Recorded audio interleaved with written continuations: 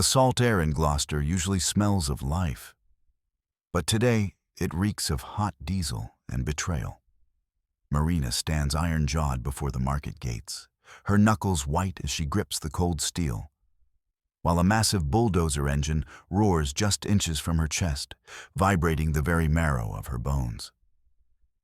Behind the tinted glass of a luxury sedan parked nearby, a man she once trusted with her life watches her struggle without blinking, a thick legal envelope resting on his lap like a loaded weapon. A sudden, violent crack echoes across the docks. Not the sound of a ship's hull hitting the pier, but the splintering of the market's wooden rafters as a mechanical claw bites into the roof. Smoke begins to curl from the upstairs office where her father's archives are kept. And as the crowd of neighbors she's known for decades begins to turn their backs, Marina realizes the enemy isn't just the corporation tearing down the walls. It's the person who knows exactly which brick to pull to make her entire world collapse. The salt-heavy mist of Gloucester clung to Marina Callahan's skin like a second layer of clothing, mixing with the sharp, oily scent of fresh mackerel and the damp rot of hemp nets. She navigated the slick aisles of the Callahan fish market with the practiced ease of a woman born to the tides. Her boots found purchase on the wet floor where others would have slipped, and her eyes, green as a shallow bay, missed nothing. She paused by Old Man O'Malley's stall, reaching out to clap a hand against his weathered shoulder. The wool of his sweater felt damp under her palm. She leaned over to check the tallies in his grease-stained notebook, her finger tracing the smudged lead figures. Around her, the world was a cacophony of commerce. Plastic crates slammed against the concrete with rhythmic thuds, and the crushed ice under the loader's boots crunched like breaking glass. Above, the screams of gulls were swallowed by the low-frequency thrum of diesel engines as the fishing trawlers maneuvered toward the slips. Marina stepped forward to receive a crate of silver hake. The cold of the scales seeping through her gloves, a familiar sting she welcomed. She caught Captain Bennett's eye, a man whose face was a map of the North Atlantic, and gave a sharp, decisive nod. The price was set.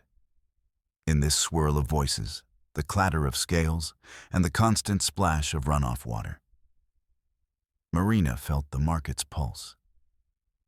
It was a living thing, a legacy of salt and sweat that beat in perfect synchronization with her own heart.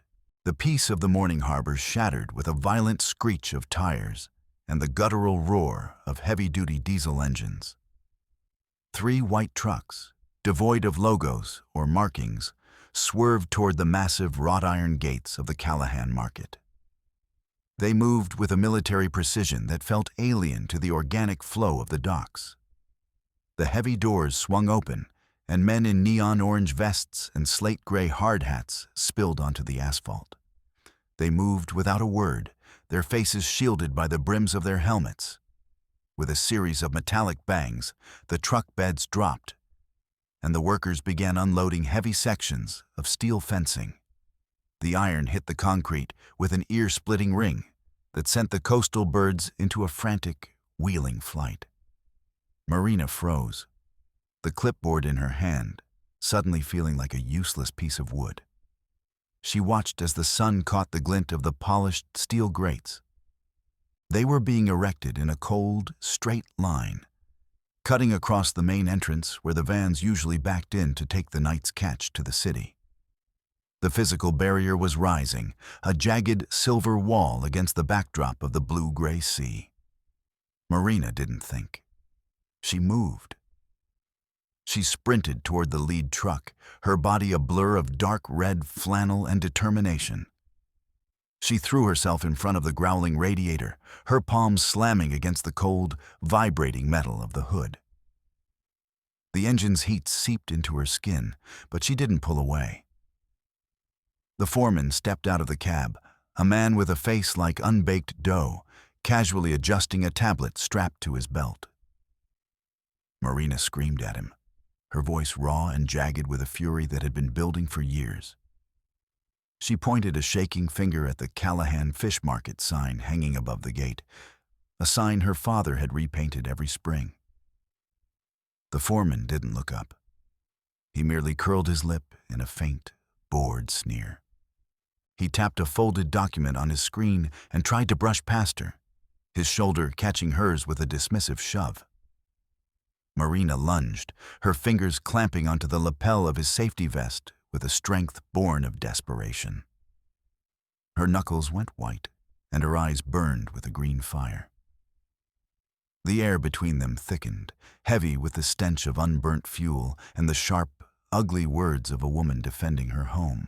Before she could draw another breath, two thick-necked security guards in black tactical gear seized her by the elbows.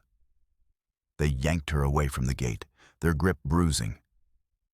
Marina thrashed, her boots skidding on the damp asphalt as she fought to plant her feet. Her fingernails dug into the guard's forearms, searching for a purchase, for a way to stay grounded. Behind her, the market erupted. The fishmongers, men and women who had known Marina since she was a toddler in rubber boots, dropped their scales and knives. They swarmed toward the gates, forming a ragged, shouting circle of flannel and denim. One guard, losing patience, shoved Marina hard in the chest. The force sent her stumbling back until she hit a display, a crate of shrimp overturning with a wet thud. The sound of the falling wood merged with the rising roar of the crowd. Marina gasped, her lungs burning, her hair falling in wild strands across her face. A red mark began to bloom on her cheek where a hand had grazed her. But she didn't stay down. She forced herself back to her feet, taking a jagged step forward to meet the line of clenched fists. A black sedan, polished to a mirror shine, glided into the shadow of the trucks. The rear door opened, and a man stepped out into the chaos. He wore a suit that cost more than a month's revenue for the entire market, every crease sharp enough to draw blood. He moved with a terrifying calm, ignoring the shouting and the scuffling as if it were nothing more than background noise. He walked directly to Marina, stopping just inches from her. Without a word, he held out a thick envelope embossed with a gold seal. Marina took it, her fingers trembling as the weight of the paper registered. She tore it open, the sound of the paper ripping like a gunshot. The words, "Notice of immediate eviction," seemed to vibrate off the page, the heavy black ink blurring before her eyes. The representative began to speak, his voice a monotonous drone, detailing the termination of the land lease and the transfer of ownership to the Sea Horizon Corporation. Marina gripped the document so tightly the edges tore under her nails. The official language a death sentence for everything she loved. Marina's hand dove into her jacket pocket, her fingers fumbling for her phone. She pulled it out, her thumb smearing a stray fish scale across the glass as she frantically scrolled through her contacts. She hit Eli's name, her heart hammering against her ribs like a trapped bird. Eli Hansen, her partner, the man who knew the books better than she knew the tides. She held the phone to her ear, the ringing tones sounding like a distant alarm. Across the street, the workers continued to bolt the steel fences together, the rhythmic clack-clack-clack of the wrenches sounding like the ticking of a clock. Marina looked toward the market office, expecting to see Eli's familiar silhouette in the window. But the glass was dark and empty. She needed him to tell her this was a mistake, a legal error that they could fix together. But as the call went to voicemail, a cold, hollow dread began to settle in her gut. Часть 2. Dvojne neprijatnosti. The sun glinted off the glass and steel facade of the Sea Horizon headquarters, a building that looked like a jagged tooth rising out of the Gloucester waterfront. High above the gathering crowd, Eli stood on a temporary metal platform. He looked different. The flannel and fleece were gone, replaced by a crisp white shirt and a tailored navy jacket. On his lapel, a corporate pin shaped like a stylized wave caught the light. When he spoke, His voice didn't sound like the man Marina had grown up with. It was amplified by massive black speakers, booming over the murmurs of the townspeople like thunder. He smiled for the cameras, a practiced, hollow expression that didn't reach his eyes, as he adjusted the thin wire of a headset. Eli's voice rang out, clear and steady, as he announced his new role as the lead consultant for the Gloucester waterfront revitalization project. Marina watched from the edge of the crowd, her stomach churning as Eli turned to shake the hand of the CEO. It was a public sealing of a pact, a betrayal broadcast in high definition that turned her oldest friend into the most dangerous weapon the corporation possessed. Days later, inside a sterile office that smelled of expensive cologne and high-end air filtration, Eli sat at a desk made of polished mahogany. He reached into his briefcase and pulled out a tattered, grease-stained ledger. It was Marina's private book, the one with the faded blue cover where she'd painstakingly recorded every debt and every struggling payment. A group of corporate lawyers, men in identical gray suits with eyes like sharks, leaned in as Eli flipped the pages. He didn't hesitate. His finger, clean and manicured now, traced the columns of red ink, the overdue utility bills, the bridge loans from the fish wholesalers, the mounting interest. He explained the meaning of every scribbled note in the margins, every secret Marina had whispered to him during long nights in the office while the tide came in. He was dismantling her piece by piece, using her own trust as the blueprint for her destruction. Marina tried to fit her key into the heavy iron lock of the walk-in freezer, the metal biting into her cold fingers. A shadow fell over the door, blocking the dim light of the warehouse. She turned to find 3 men in leather jackets standing in a semicircle, the air around them thick with the smell of cheap tobacco and stale beer. One of them, a man with a face like a bruised pear, tapped a short length of rebar against his palm.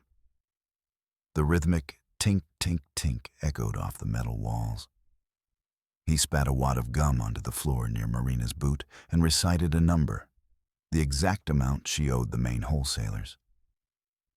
It was a figure she had only ever discussed with Eli. The cold mist from beneath the freezer door swirled around her ankles like a ghostly shroud. Before she could speak, the man stepped forward and shoved her shoulder hard against the steel door. Her keys flew from her hand, skittering across the concrete floor and disappearing into the darkness. The moon was a pale sliver behind a thick blanket of clouds when Marina returned to the market that night.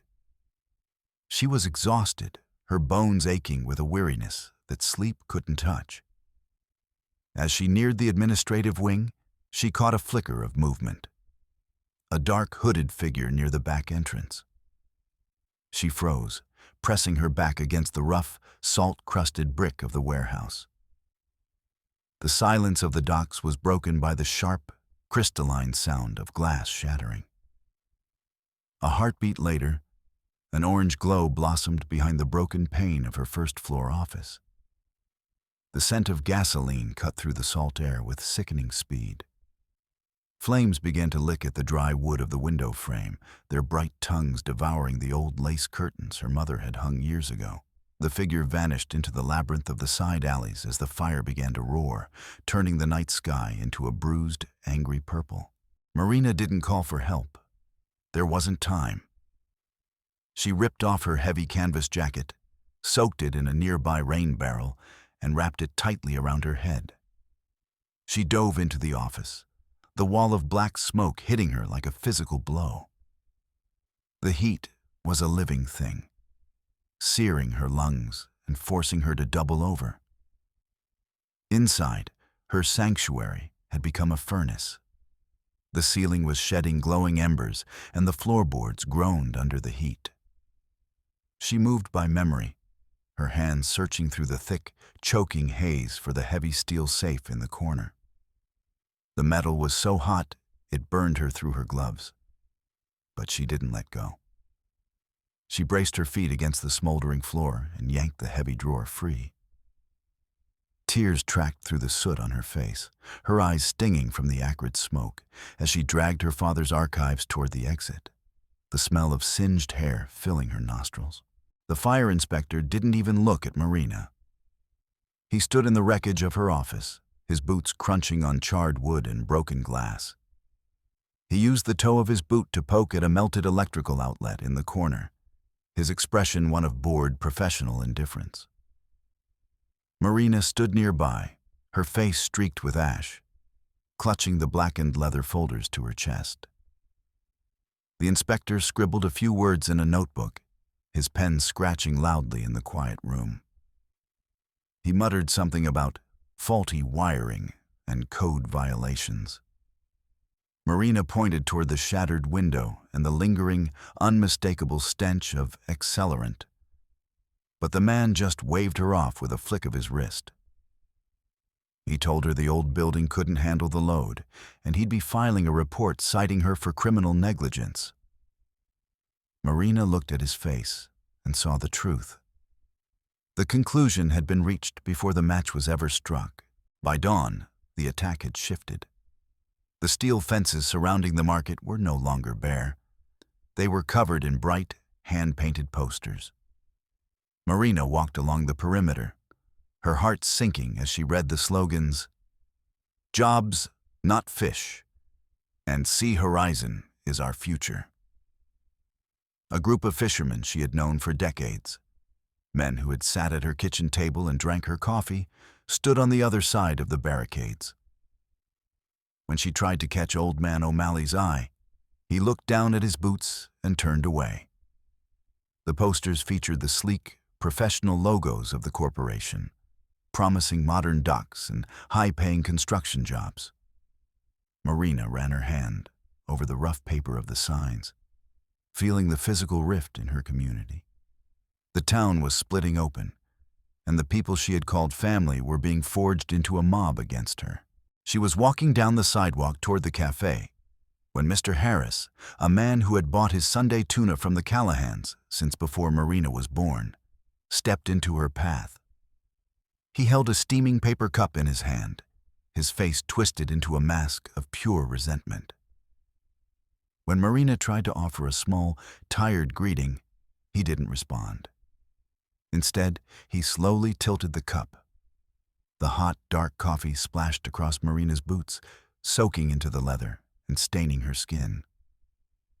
Harris didn't look away. He told her she was a selfish woman, that her stubbornness was dragging the whole town into the mud and stealing the future from Gloucester's children. Marina stood perfectly still, watching the dark liquid spread across the pavement, while Harris wiped his hands on a clean handkerchief and walked away without looking back. A courier in a crisp blue uniform arrived an hour later, holding out a digital tablet for a signature. He handed Marina a heavy, legal-sized envelope. Inside was a lawsuit, 40 pages of dense, terrifying legalese. Sea Horizon was suing her for defamation and malicious interference with business operations. Marina pulled out her phone to call a lawyer, but a notification was already waiting on the screen. Her banking app wouldn't open. A message appeared in its place. "Account frozen by court order." She tried to dial the bank manager, but the line was dead, a series of flat electronic tones mocking her.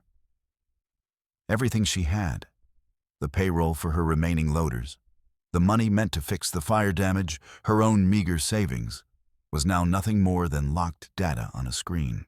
The roar of cement mixers began to drown out the sounds of the harbor.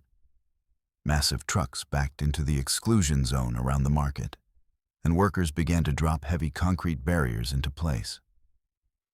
One by one, the slabs rose, blocking the view of the water and the docks. Marina watched from the market floor as the gray wall grew, casting a long, cold shadow over her stalls. The sound of the waves, the very rhythm of her life, was being muffled by the weight of the stone. Within hours, the market felt like the bottom of a well. The sunlight was cut off, leaving the fish on the tables looking dull and gray. Marina pressed her hand against the rough, cold concrete of the barrier, realizing that the customers wouldn't just be afraid to come. They wouldn't even be able to find the door. A massive yellow crane moved into position just outside the market's perimeter. Marina stood by the window of her charred office and watched as the heavy steel wrecking ball swung back. With a sickening, rhythmic thud, it smashed into the brick wall of the old smokehouse next door. The building, where the best salmon in the state had been cured for 60 years, shuddered and collapsed in a choking cloud of red dust. Pieces of the roof flew through the air, crashing onto the market's outskirts. Marina saw her neighbor, a man whose hair was as white as sea foam, sitting on an overturned crate, his head in his hands as his life's work turned into a pile of rubble. The dust from the destruction drifted into the market, settling on the fresh catch, turning the silver scales into something gritty and unsellable. Marina gripped the windowsill until the wood groaned, watching the history of her port be ground into the dirt. Her phone vibrated against the scarred wood of her desk. The caller ID showed Eli's name. Marina waited 3 rings before picking up, her hand shaking. Eli's voice was soft, almost tender, as if he were still the friend who had helped her through her father's funeral. He spoke about a settlement offer, a way out of the mess. He told her that if she signed over the land rights and dropped her complaints, the freeze on her accounts would vanish within the hour. He described a life of comfort, a house inland, away from the smell of fish and the constant struggle of the docks. Marina looked at her hands. They were stained with soot, smelling of salt and the blood of the hake she'd processed that morning. She didn't say a word. She moved her thumb to the red button and pressed it. The silence that followed was the loudest thing she had ever heard. Часть, Trudy, Vahoda net sho. Marina stood on the courthouse steps, her breath hitching in the cold air. The paper in her hand felt like a sheet of ice. The words "motion denied" were stamped in a brutal, final blue across the top of her appeal. From the direction of the harbor, a low, guttural vibration began to rattle the windows of the nearby shops. 3 massive yellow bulldozers, their steel blades glinting like the teeth of some prehistoric predator, were crawling down the street toward the Callahan market. The clank of their treads against the cobblestones sounded like a funeral march. The smell of burnt diesel fuel rolled over the sidewalk, thick and suffocating, drowning out the last traces of the Atlantic. Marina felt the tremor of the machines deep in her marrow. The corporation wasn't waiting for the ink to dry. They were coming to take what was left. She ran back to the market, her boots pounding the pavement. She grabbed a heavy mooring chain from the dock, the rusted iron leaving orange streaks on her palms. She threw the links over the market's main gates, wrapping the cold metal around the bars and then around her own arms. She leaned back, her weight pulling the chain taut, pinning herself to the entrance. The bulldozers didn't stop until they were inches from her face. She could feel the heat radiating from the massive radiator of the lead machine, the smell of hot oil filling her nose. The driver looked down at her through the glass of his cab, his face a blank mask of professional detachment. Marina tilted her chin up, her eyes wide and burning, her fingers locked into the steel links. She was the only thing left between the machines and her history. The foreman didn't even look at her as he gave a sharp, downward chop with his hand. The excavator's engine let out a high-pitched scream, and the massive steel arm swung into the air. The serrated bucket slammed into the roof of the market with a sound like a thunderclap. Shards of old slate and clouds of ancient, dry dust rained down on Marina's shoulders. Above her, the heavy timber rafters snapped with the sound of a gunshot. A jagged piece of wood flew past her head, slicing through the shoulder of her jacket and leaving a stinging line across her skin. Marina didn't flinch. She stood her ground as the roof was peeled back like a tin can, exposing the cold, indifferent gray of the Massachusetts sky. She finally broke her bond with the gate when a massive section of the wall began to lean inward. She dove into the shadowed depths of the back storage room, the air thick with the smell of damp earth and old oil. The building groaned around her, the very foundation vibrating with every strike of the wrecking ball. She reached into the corner and pulled out her father's logbook, the leather cover smelling of smoke and salt. She tucked it deep under her jacket, pressing the warmth of the old book against her ribs. Dust filled her throat, making her gag as she huddled in the corner. Outside, the world was being torn apart, the sounds of her childhood being crushed into a pile of anonymous debris. The dust began to settle in the ruined office, and a pair of polished leather shoes stepped over the broken glass. Eli walked into the wreckage, his movements careful and precise. He looked out of place among the ruin, his expensive suit a sharp contrast to the gray grime of the destroyed market. He stopped a few feet from Marina, his eyes narrowing as he tried to see through the haze. He didn't come closer. He shouted to be heard over the roar of a nearby engine, his voice thin and desperate. He told her she was being a fool, that she was going to get herself killed for a pile of rotting wood. He reached out a hand, but it was a gesture of pity, not help. As he took another step, the frame of her father's favorite photo cracked under his heel. Marina lunged forward, not to strike him, but to grab something from the dirt. She held up the corporate pin she had found near the door, the Wave logo Eli had worn so proudly. She threw it at his feet with a snarl. She screamed at him, her voice echoing off the remaining walls, accusing him of selling their memories for a corner office and a view he didn't earn. She told him he was burying her alive, that he was the one holding the shovel. Eli flinched, his face pale and tight, but he didn't move. The air between them was thick with the ghosts of 30 years of friendship, all of it ground into the dust at their feet. A massive blow struck the side of the building. The excavator had taken out a primary support column. The floor buckled, and a heavy oak shelf toppled over, spilling its contents into the debris. The impact tore a hidden flap in the back of the logbook Marina was holding. A folded sheet of thick, yellowed paper slid out and landed on the dusty floor. Marina grabbed it before Eli could react. It was a map, but not like any she had seen.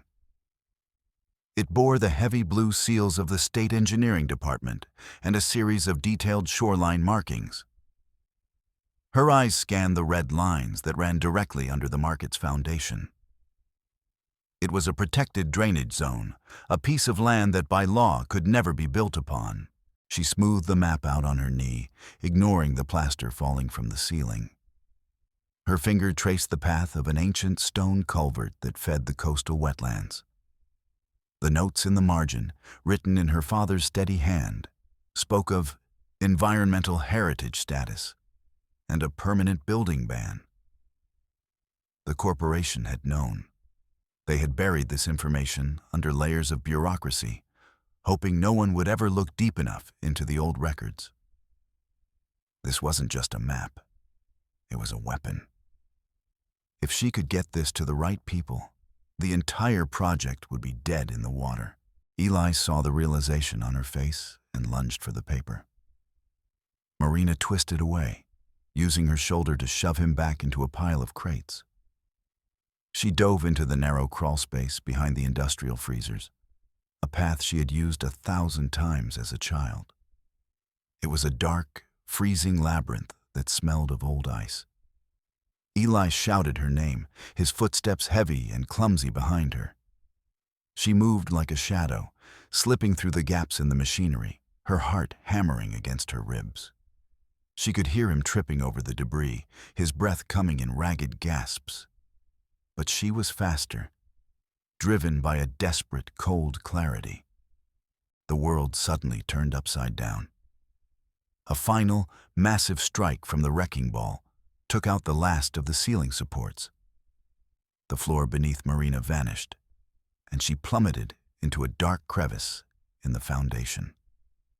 2 massive concrete slabs shifted above her, wedging together to form a narrow, suffocating stone pocket. She was pinned against the cold concrete, the air being squeezed from her lungs. A cloud of fine white lime dust filled the small space, making every breath a struggle. She tried to move her legs, but they were trapped under a tangle of rebar and stone.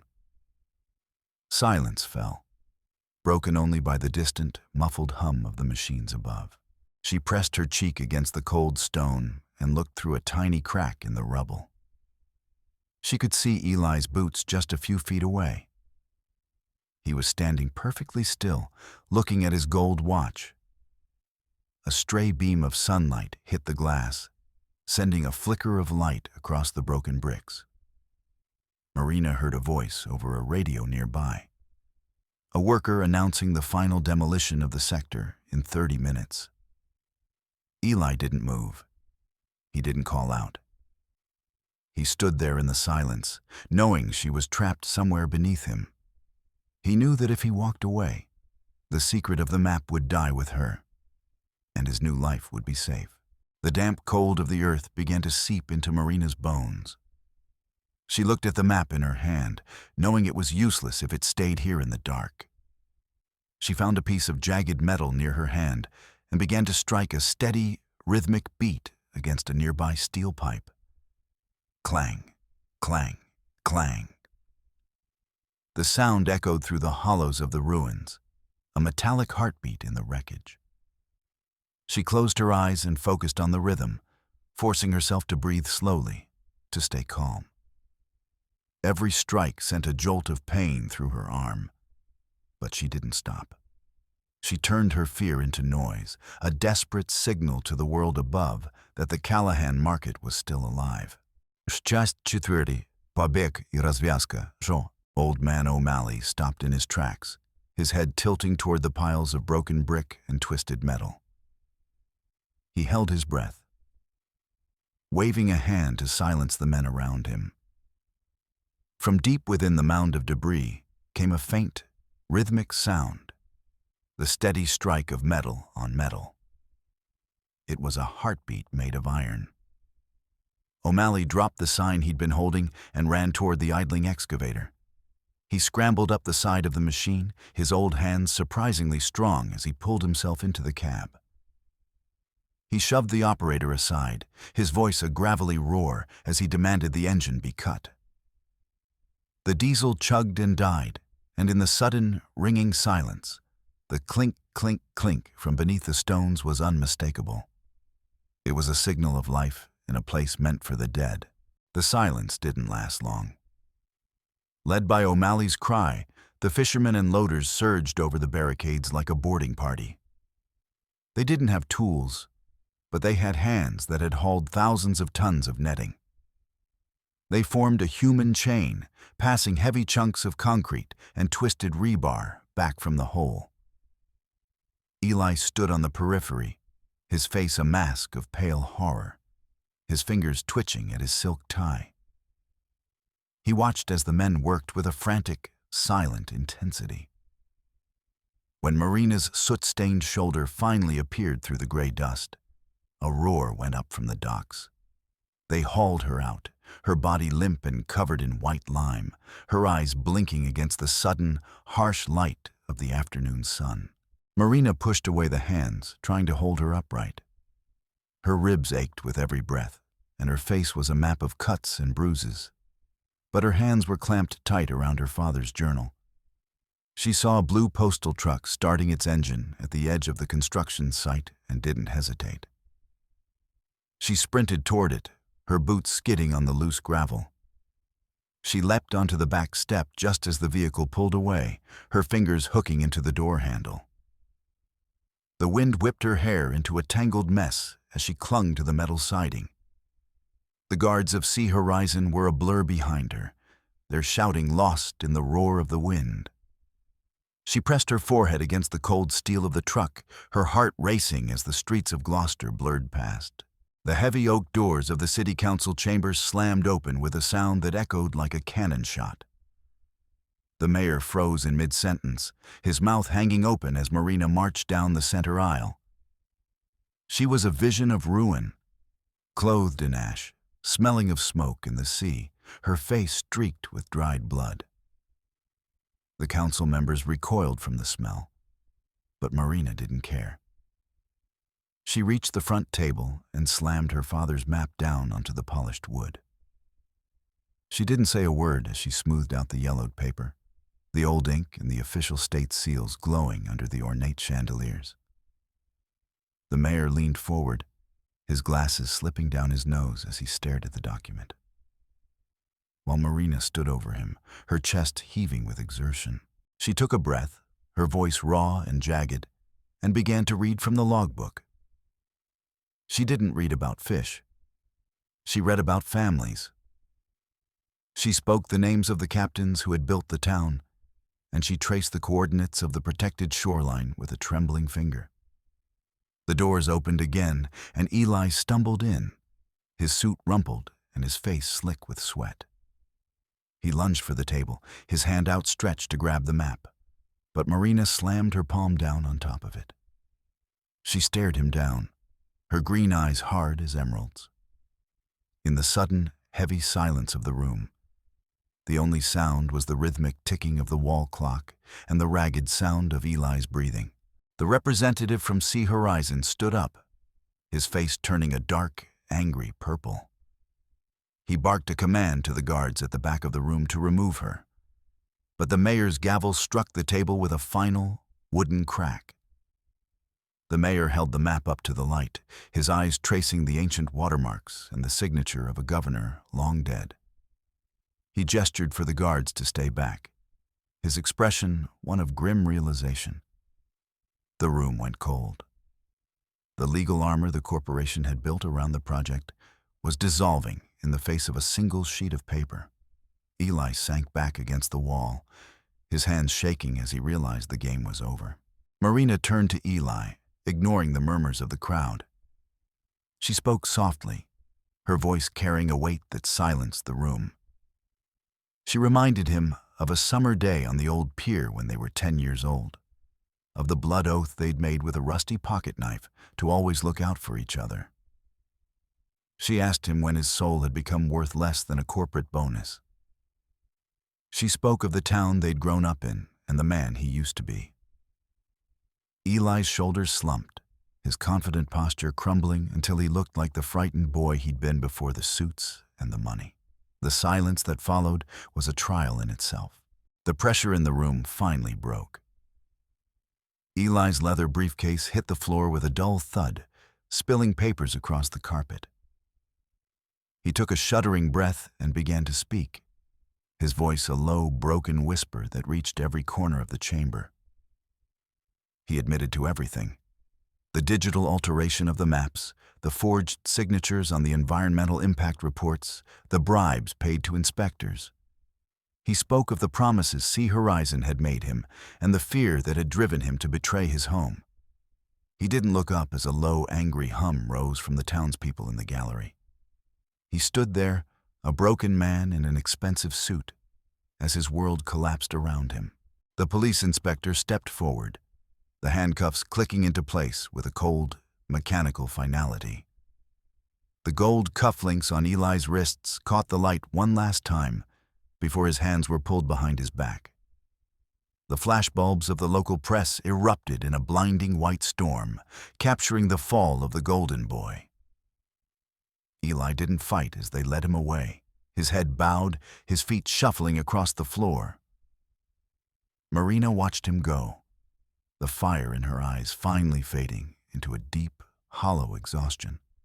She sank into a nearby chair, her bruised hands resting limply on her knees, the noise of the cheering crowd sounding like a distant, receding tide.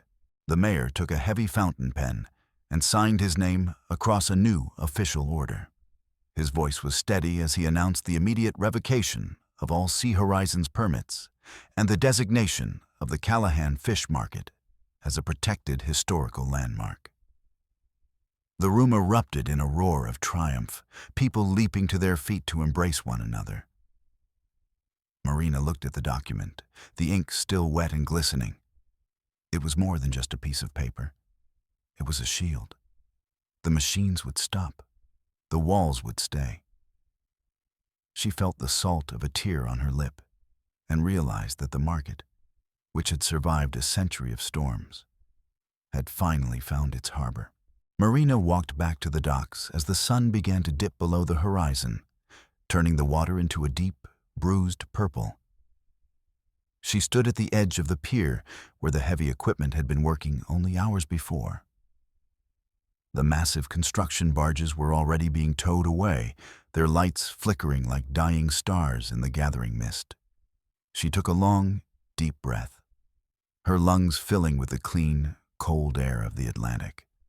There was no more dust, no more smell of diesel, only the scent of salt, kelp, and wet wood. She listened to the waves hitting the pilings, a steady, ancient rhythm that seemed to wash away the grime of the last few weeks. She reached into her pocket and pulled out the corporate pin Eli had dropped, the silver wave logo cold against her palm. She looked at it for a long moment, a small piece of metal that had cost her the only friend she'd ever truly had. The market was saved. The land was hers. But the silence of the docks felt heavier than it ever had before. She looked out at the endless, dark horizon where the sea met the sky. With a sharp, sudden movement, she hurled the pin into the dark water. It disappeared with a tiny splash, swallowed instantly by the tide. Marina stood alone on the pier, the wind of Gloucester pulling at her clothes, a queen of a salt-stained kingdom, watching the stars come out over the water. The end. Do not proceed past this point.